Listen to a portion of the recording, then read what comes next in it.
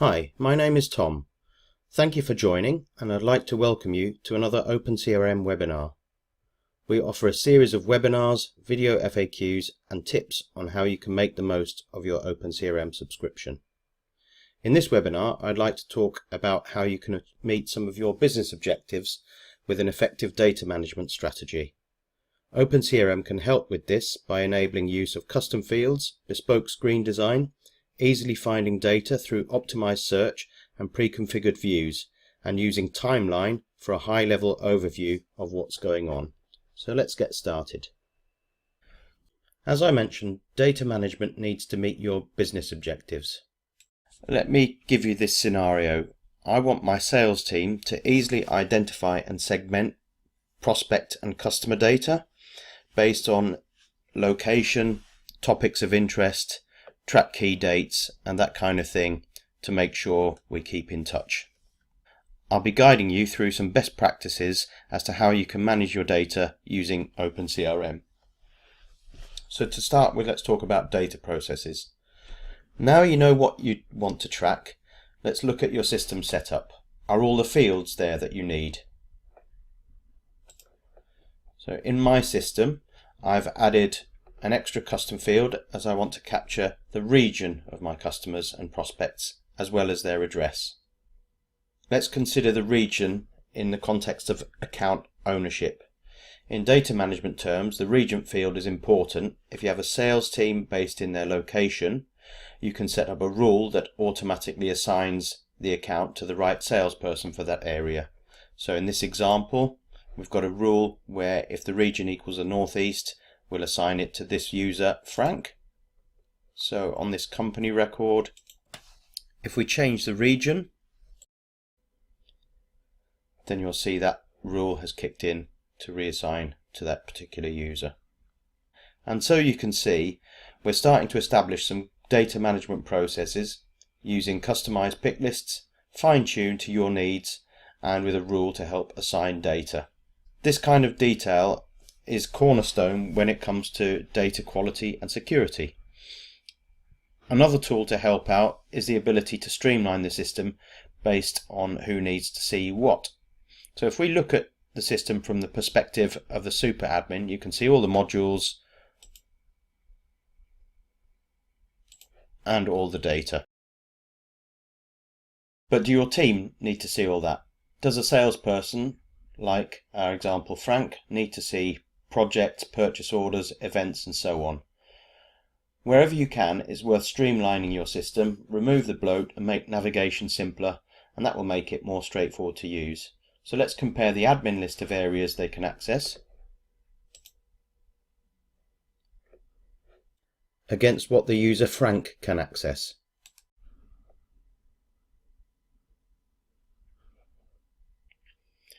We can take this to the next level if we look at, for example, a contact record. There may be information relevant to an admin user that the salesperson does not need to see. Here again, you can streamline what is visible by hiding fields at profile level. So this is the admin view, and this is what Frank can see. Once again, the idea is to make the system as easy to use as possible for the different users in their various roles. All of the above are important steps to take when you start using your CRM system. Use the tools available to turn that generic blank canvas into a data management tool set up to meet your requirements. So we've got the system configured and you have imported your key data and assigned it to the right people. The next question concerns how the team can find the information they need quickly and easily. This is largely achieved through using custom views. This is a live set of data with filters applied to help you see specific subsets of data. You can set up views to be accessible to all users or users on a particular profile or on a per user basis. As I've showed you, views can be accessed at the top of each module. This drop down shows you the views available for that particular user. So if we look at Frank's view, you can see he has a different set of views when compared to the admin user. Generally, it will be admin users who can create and edit custom views, but you can override this. There is a setting in additional settings that allows you to enable all users with the ability to create views. So in today's webinar, I'm going to show you a couple of views which most people find useful. Good starting point is to only be able to see records assigned to you. This is easily configured by using a generic username merge variable. This means you don't need to create a new view for each user. The view will automatically display data relevant to the user logged in. So taking this basic My Contacts view, I'm going to fine-tune this to be more specific and only show my contacts who I haven't been in touch with in the last 90 days. If I compare this last 90 days view with the recent items, then you'll see a different number of records displayed, but also a different set of columns. In terms of the view I've just edited, this gives you a set of data with a call to action for you to get in touch with these people. So to go back over building and customizing this view, to begin with, who can see the view and whether they can see it via the drop down or whether they have it set as their default view for that module. So I'm going to add the admin user and Frank to see this view by default. Next, the columns visible. You can add, remove or change the columns here. I'm going to add a couple more columns. I had already added last action and last action date. I'm now going to add the next action and next action date fields.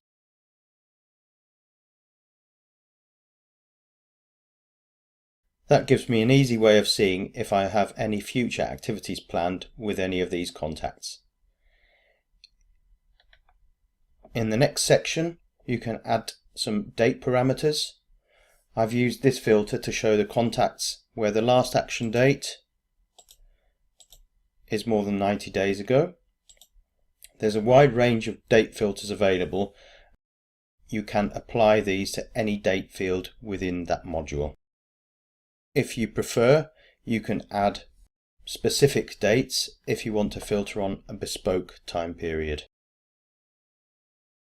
This next section allows you to fine-tune the results. Here you can see the username filter that I mentioned. You can filter on any of the fields in the module and use operators such as equals, not equal to, contains, does not contain, and that kind of thing. I'm going to add another filter here to only show contacts where the company type equals customer.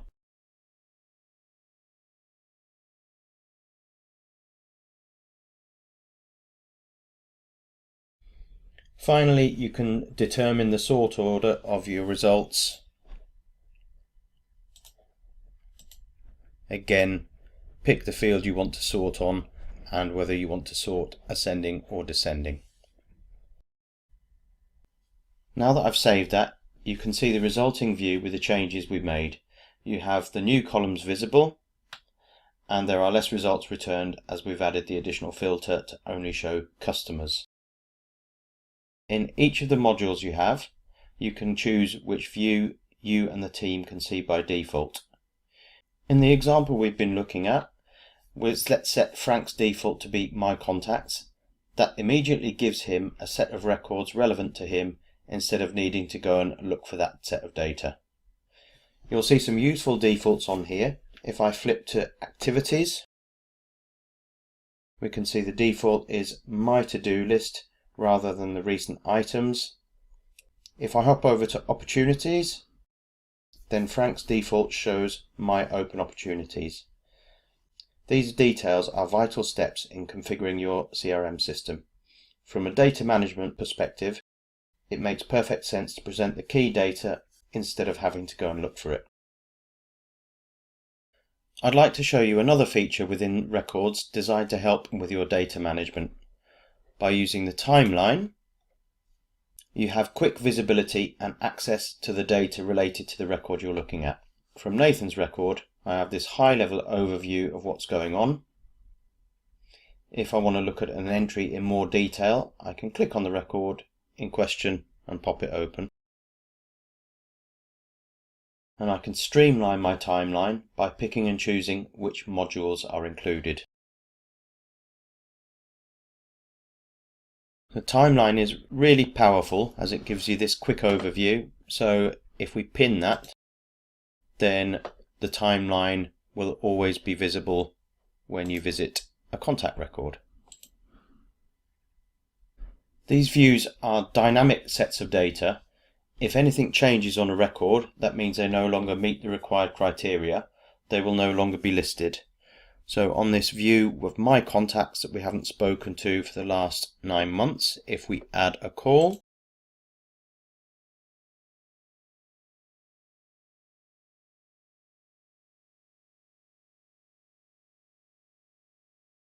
then we can now see that that view has updated. We've gone from 9 records we need to contact down to 8.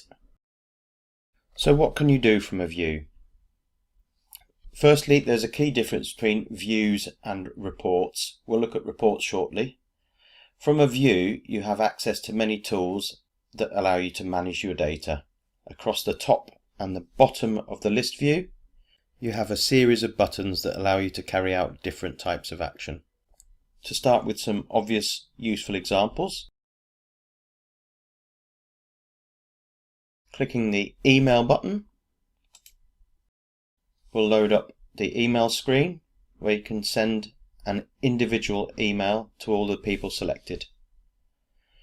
Note that OpenCRM sends the mails one by one. This means firstly the recipients don't see any other names on the email. Secondly, it also means you can personalize the email and auto-populate details in the mails, for example, the name of the recipient, the name of the sender, and so on. A couple more examples. Clicking the activity button will create an individual activity for each of the people selected.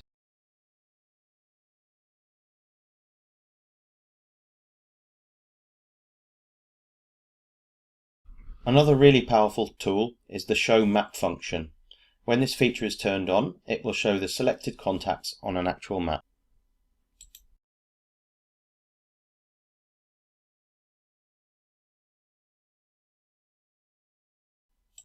Data management also means keeping things tidy. If you or a colleague has accidentally created a duplicate copy of a record that already exists, you can merge the two records.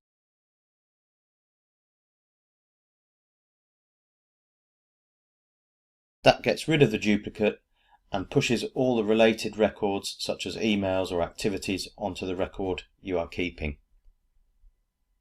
We all know that accidents can happen and you may merge or delete the wrong record. In those instances, your system admins have access to the recycle bin where they can find and restore records if need be.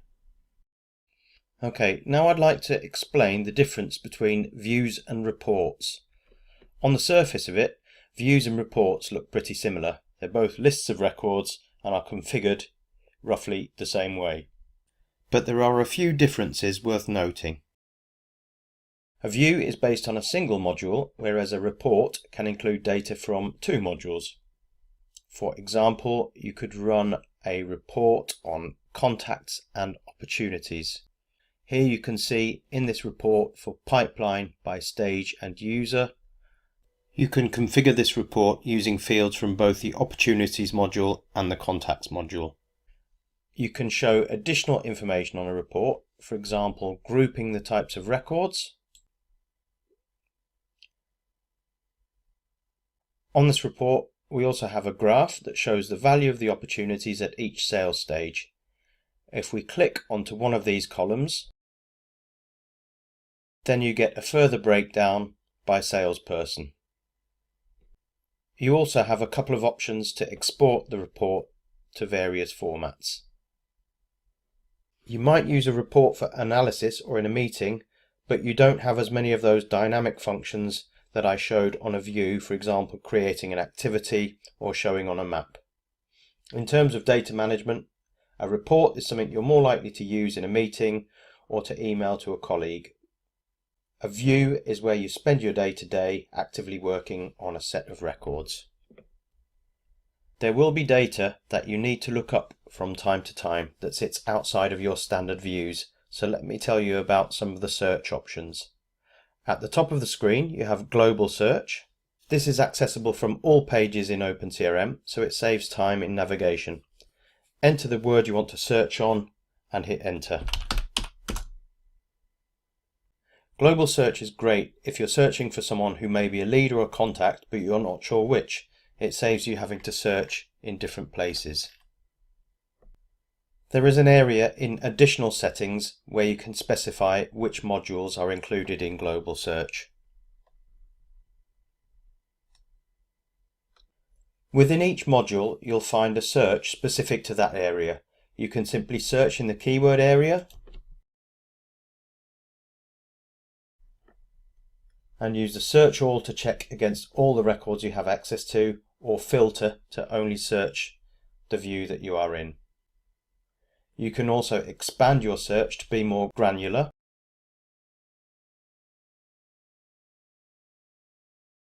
One aspect unique to the Contacts module is that you can include company fields within your search. One great use case here is to search for all contacts where the company type equals customer, for example.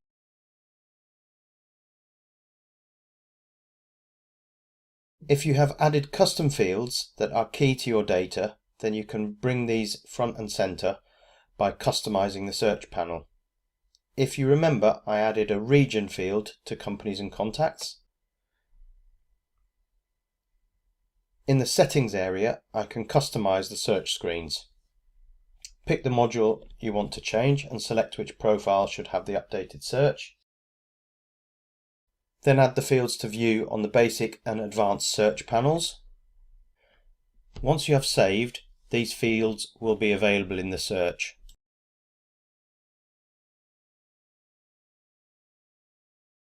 One last handy tip: if you're going to be reliant on this customized search, then click the icon to pin.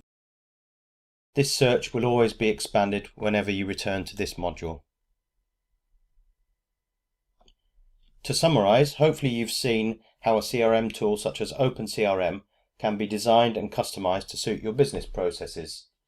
Do think about functions such as adding custom fields, editing pick lists, using the automation tools available, thinking about permissions for field and module visibility, getting that key data in front of you using custom views, making the most of your timeline, and how you can use reports for some business analysis, and fine-tuning your search options to find what you need quickly and easily.